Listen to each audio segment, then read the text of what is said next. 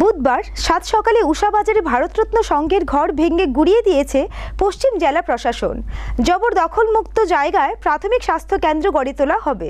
প্রশাসনিক নির্দেশ অমান্য করায় জবরদখল করে রাখা ভারত রত্ন সংঘের ঘর ভেঙে দিয়ে জবরদখলমুক্ত করা হয়েছে। পশ্চিম জেলার জেলাশাসক এবং জেলা পুলিশ সুপারের উপস্থিতিতে পর্যাপ্ত সংখ্যক নিরাপত্তা বাহিনীর তৎপরতায় ট্যাক্স ফোর্স বাহিনী বুলডোজার দিয়ে উষাবাজারে ঘরগুলি ভেঙে গুড়িয়ে দিয়েছে। উল্লেখ্য, কিছুদিন আগে ভারত রত্ন সংঘের সম্পাদক আততায়ীদের হাতে নৃশংসভাবে খুন হন। এই হত্যাকাণ্ডের পর থেকে প্রশাসন ভারত রত্ন সংঘের কার্যকলাপের দিকে সতর্ক দৃষ্টি রেখে চলেছে।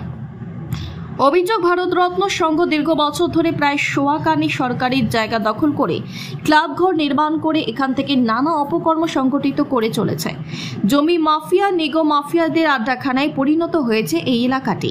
সে কারণেই এলাকায় স্বাভাবিক পরিস্থিতি বজায় রাখার তাগিদে ভারতরত্ন সংঘকে উচ্ছেদ করা হয়েছে। উচ্ছেদ অভিযান চলাকালীন সাংবাদিকদের মুখোমুখি হয়ে পশ্চিম জেলাশাসক বলেন, যেখানে সরকারি জমি দখল করে এ ধরনের ক্লাব কিংবা অন্য কোনো সংস্থা বা ব্যক্তি অসামাজিক কার্যকলাপ, জমি দালালি ও নিগো বাণিজ্য জড়িয়ে পড়বে, সেই সব ক্লাব কিংবা তথাকথিত স্বেচ্ছাসেবী সংস্থাগুলিকে ভেঙে গুড়িয়ে দেওয়া হবে এবং সরকারি জায়গা জবরদখল মুক্ত করে সেই সব জায়গায় সরকারি প্রতিষ্ঠান গড়ে তোলা হবে। শুধু ভারত রত্ন সংঘের ক্ষেত্রেই নয়, অন্যান্য কোনো ক্লাব বা স্বেচ্ছাসেবী সংগঠন এ ধরনের কার্যকলাপে জড়িয়ে পড়লে একই ধরনের ব্যবস্থা গ্রহণ করা হবে বলেও পশ্চিম জেলাশাসক স্পষ্ট বার্তা দিয়েছেন। देखिए, एक क्लब है भारत रत्न संघ, उनकी क्लब की जो बिल्डिंग थी वो खास ज़मीन पे थी, तो डिमार्केशन करके और ड्यू लॉ का प्रोसीजर फॉलो करके इसको आज हम लोग डेमोलिश कर रहे हैं, ताकि फ्यूचर में यहाँ पे गवर्नमेंट के कुछ अच्छे प्रोजेक्ट जैसे एक PHC का प्लान है वो किया जा सके।